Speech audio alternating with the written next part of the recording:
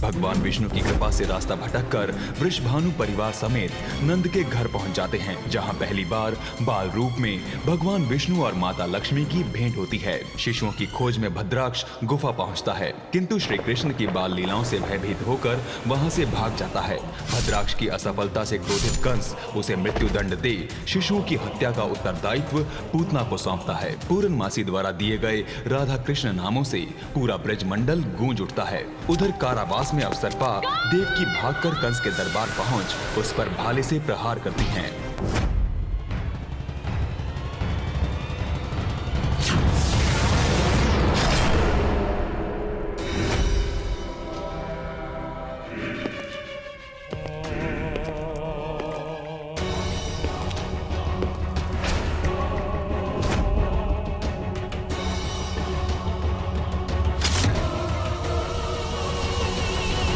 एक बात समझ नहीं आई, अपने सगे भाई से इतनी घृणा क्यों? जो संसार में तुझे सबसे अधिक प्रेम करता है, तूने भाला। हाँ, यदि तुझे पश्चाताप है, दुख है कि तूने आवेग में आकर मुझे मारने का प्रयास किया, तो मैं तुझे अभी क्षमा करता हूँ। भाई हूँ तेरा। दुख सिर्फ एक बात का है कंस, कि मैं तुझे मारना चाहती हूँ और मार नहीं सकती। मुझे भी दुख इस बात का है कि मैं तुझे मार सकता हूँ, पर मारूंगा नहीं। क्यों जीवित रख रहा है मुझे? अगर तू एक भी पुण्य कमाना चाहता है कंस, तू मार दे इस अभागन माँ को, मार दे मुझे। मैं हार गई, मैं हार गई।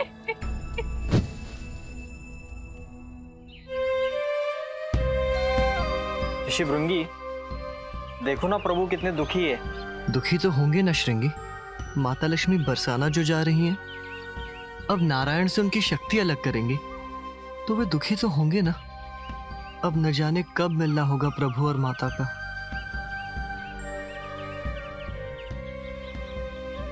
मेरी राधा बिटिया, मैंने तुझे जन्म दिया, किंतु गोकुल ने तुझे दृष्टि दी है। यहाँ से जाने का मन तो नहीं हो रहा, परंतु अब हमें बरसाना लौटना होगा बिटिया। चलो।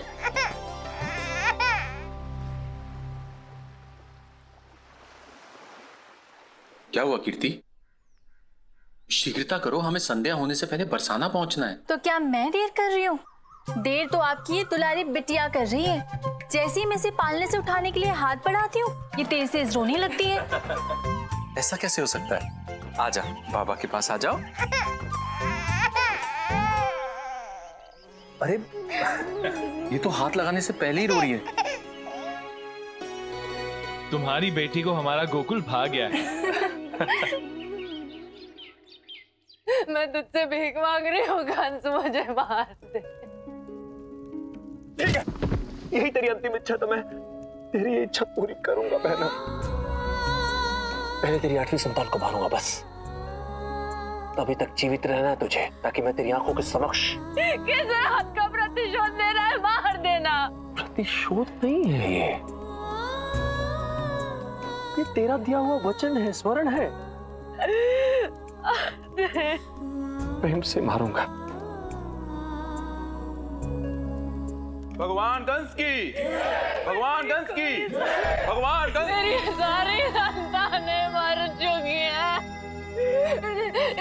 इन्हें बोलो मुझे मार दे, मुझे नहीं जीना।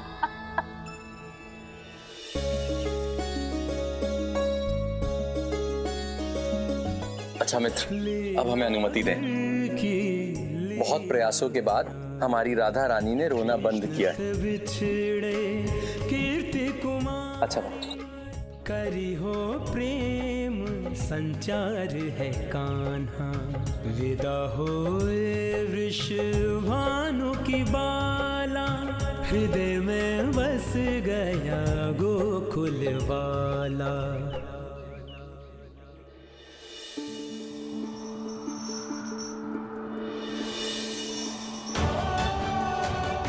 मैं अपनी 8वीं संतान जन्म देते ही स्वयं आपको सौंप दूंगी। एक को मार तेरी सारी संतानों को मारूंगा मैं। तब भी मरेंगे, तब मरेंगे।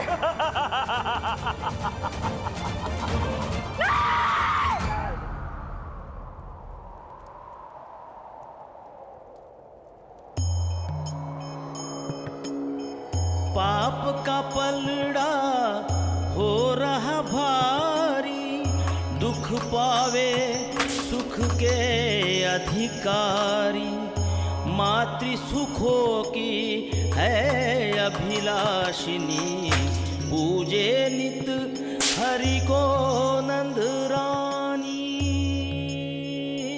महाराज, अपराधी हूं मैं अपनी 8 संतानों की मृत्यु की।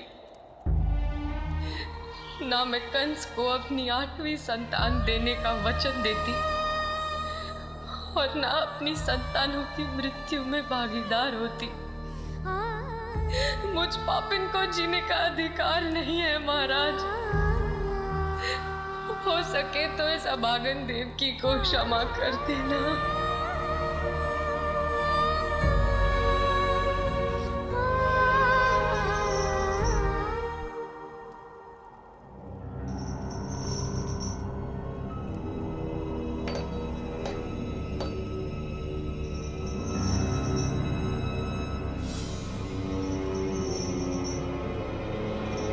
देवकी,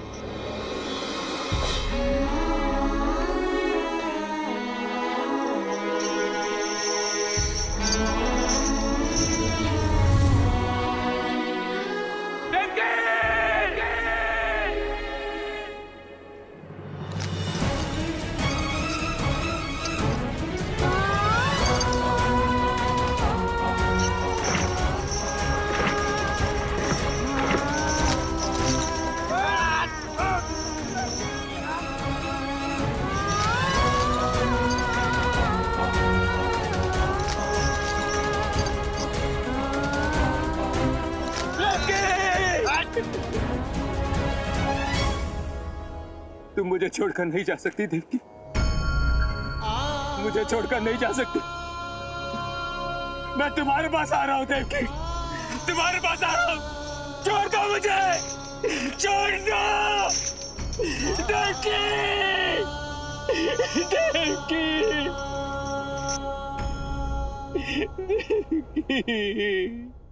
प्रभु, ये क्या? माता देवकी के जीवन का ऐसा परिणाम, उनके कर्मों का इतना कठोर प्रतिफल। देवी,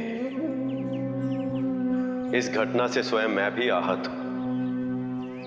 मैं मानता हूं कि माता देवकी ने जो कष्ट सहा वह संसार में किसी भी स्त्री के लिए असहनीय हो सकता है, किंतु किसी भी परिस्थिति में मनुष्य को निराश नहीं होना चाहिए, क्योंकि सुख दुख, जय पराजय, ये सब कुछ बदलते समय के ही प्रतिरूप है।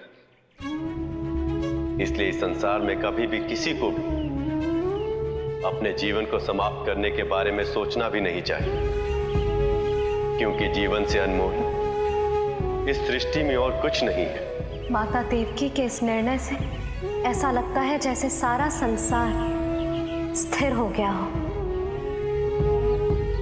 अब क्या होगा प्रभु? देवी, हमारे मन में उठ रहे प्रत्येक प्रश्न का उत्तर केवल समय ही दे सकता है, क्योंकि समय कभी ठहरता नहीं। वह अपनी निश्चित गति के साथ सदैव अपने लक्ष्य की ओर गतिमान रहता है।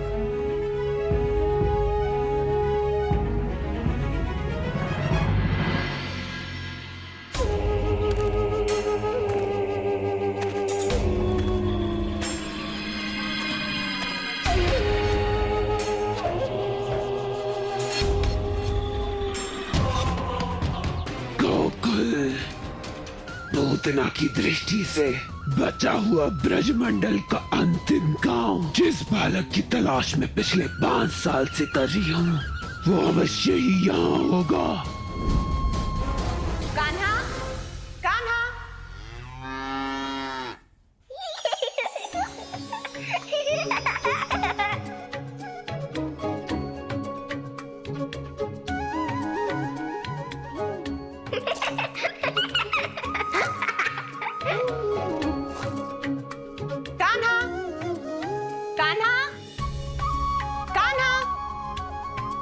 कान्हा भी ना पलक झपकते ही आंखों से ओझल।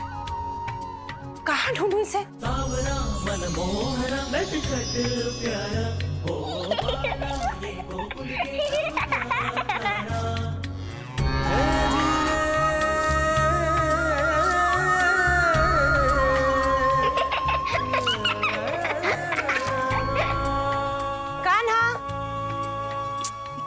है ना। कान्हा, काका, कान्हा को कहीं देखा? अरे यशोदा, तू चिंता काहे करती है? कहीं भी जाए कान्हा, आएगा तो अपने घर ना। नहीं काका, उस घुमक्कड़ के पाँव तो घर पे टिकते ही नहीं, इसीलिए तो गांव में ढूंढ रही हूँ। अरे यशोदा, ये पूरा गोकुल भी तो उसका घर है ना। अरे होगा यही कहीं कान्हा, अपने नन्हे नन्हे पैरों से गली को तापता होगा वो।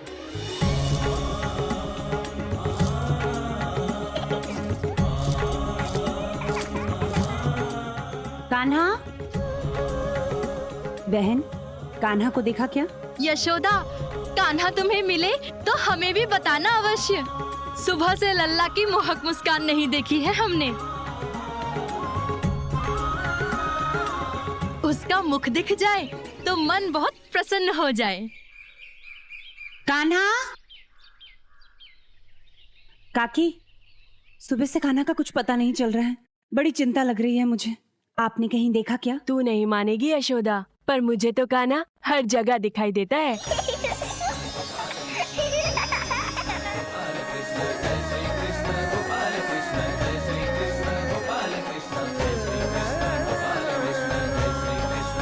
एक पल पहले मैंने इस गली में देखा।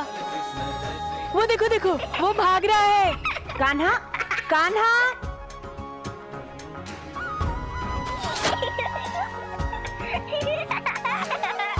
कान्हा,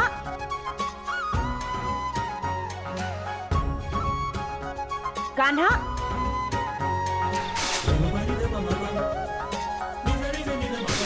कान्हा,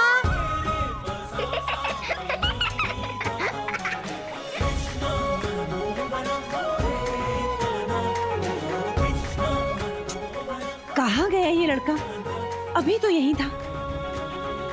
एक बार मेरे हाथ आ जाए ना, फिर बताऊंगी। हमारा कान्हा आ गया, हमारा सखा आ गया कान्हा।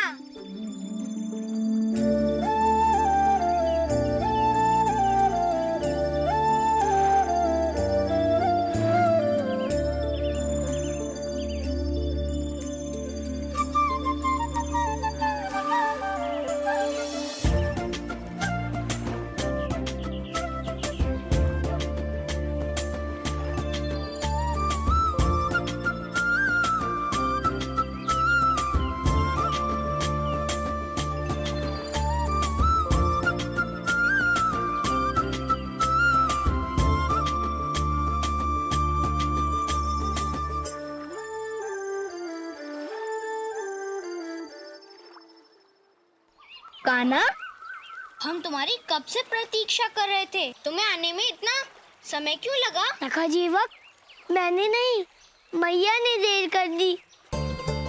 मैं तो सही समय से निकला था, पर जिस भी रास्ते पे जाऊं उधर ही मैया। तो मैया से बचने में देर हो गई सखा जीवक। अरे, आज फिर काकी ने तुम्हें दौड़ाया, तुम थक भी गए होगे। कोई बात नहीं कान्हा, तुम ही कहते हो ना, माखन खाने से सारी थकान मिट जाती है। जाओ मंगल, और जाकर सारा माखन लेकर आ जाओ।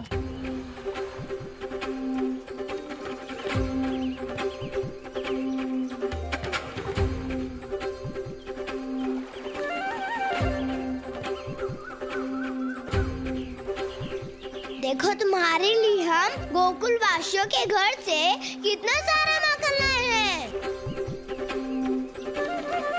कान्हा, तुम्हारी प्रतीक्षा करते करते तो हमें भी थकान हो गई है। जल्दी करो कान्हा, हम सबको माखन खा के अपनी थकान मिटानी है। मधु, जाके पत्थर लाओ।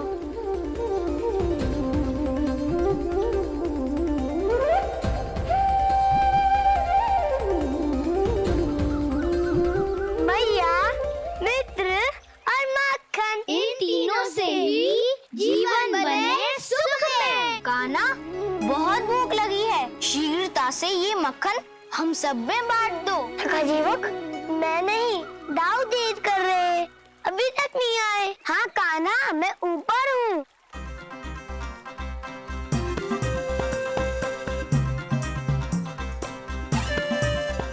दाऊ, अब ऊपर? हाँ कान्हा, वो मैं देख रहा था, कहीं मैया तो नहीं आ रही, पर आसमान साफ है।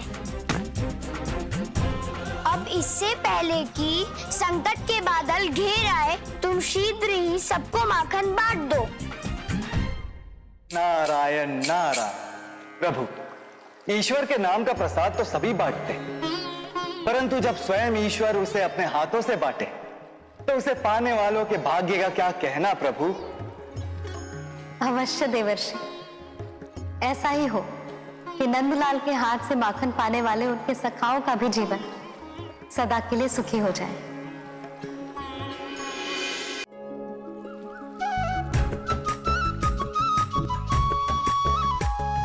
कान्हा, तुमने तो मुझे माखन दे दिया, मगर तुम्हारा पत्तल कहाँ है? तुमने तो अपने लिए माखन निकाला ही नहीं। दाऊ, जब मटकी है तो बादल की क्या आवश्यकता? मटकी का सारा माखन तो मेरा ही है। कान्हा, तुम्हें पूरी मटकी और हमें बस तनिक सा मक्खन, ये तो ठीक नहीं है कान्हा। दाऊ, मैया कहती है ना, संतोषम परम सुखम, अच्छा जिसको जितना मिले उसमें भी संतोष करना चाहिए। यदि संतोष में सुख है तो तुम्हें भी तो थोड़े में संतोष करना चाहिए। तुमने इतना अधिक माखन क्यों ले रखा है? दाऊ, अभी मैं छोटा हूँ ना, मैं इतनी ज्ञान मेरी बातें समझता नहीं हूँ।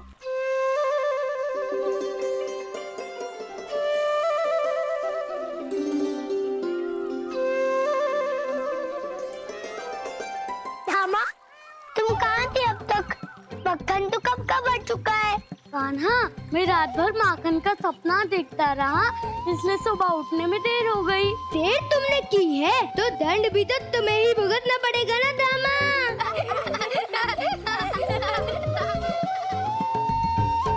ठहरो दामा, मैया कहती है खुशी हो या दंड, सभी सगाओं को मिलजुल कर खाना चाहिए। धामा हमारा सखा है, इसलिए तुम सब अपने माखन में थोड़ा सा धामा को दे दो।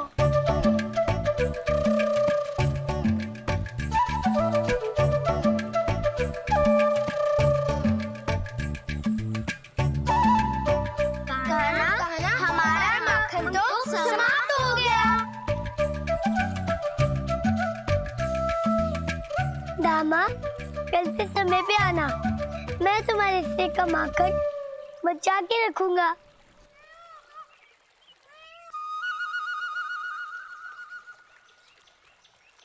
मैं समय पर आई हूँ या मैंने भी देर कर दी?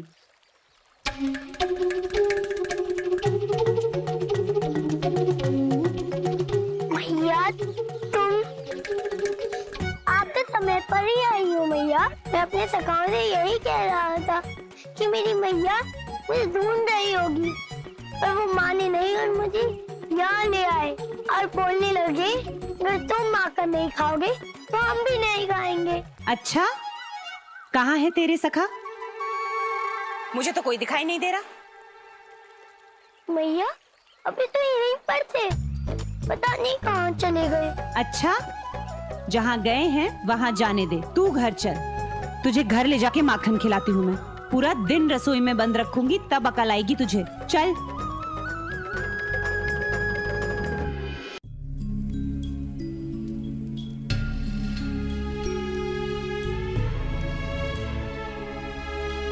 भगवान, पिछले 5 सालों से देवी देवकी ने पलक भी नहीं झपकी है। उन्होंने अन्न का एक दाना तथा जल की एक बूंद भी ग्रहण नहीं की है। अपनी औषधियों के सहारे हमसे जो कुछ हो सकता था हमने किया, किंतु भगवान अब क्षमा चाहते हैं। इनके शरीर में तनिक भी शक्ति नहीं बची है। अब इनका अधिक दिनों तक जीवित रहना संभव नहीं है भगवान। ये बात तुझे अब समझ आई है वैदराज? पिछले 5 साल से इस गुत्थी को सुलझाने का प्रयास कर रहा हूं कि इतनी ऊंचाई से गिरने के बाद मेरी बहन जीवित कैसे बच गई।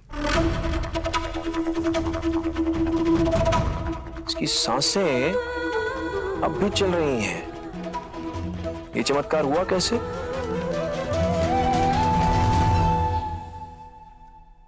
प्रभु, कुछ कीजिए प्रभु। आज आपको देवी देवकी के जीवन की रक्षा करनी ही होगी।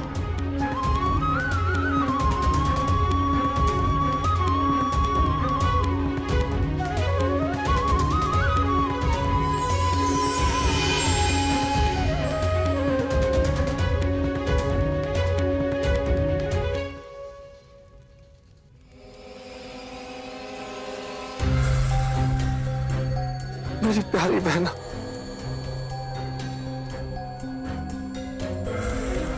तूने मुझसे अपनी मृत्यु की भिक्षा मांगी थी।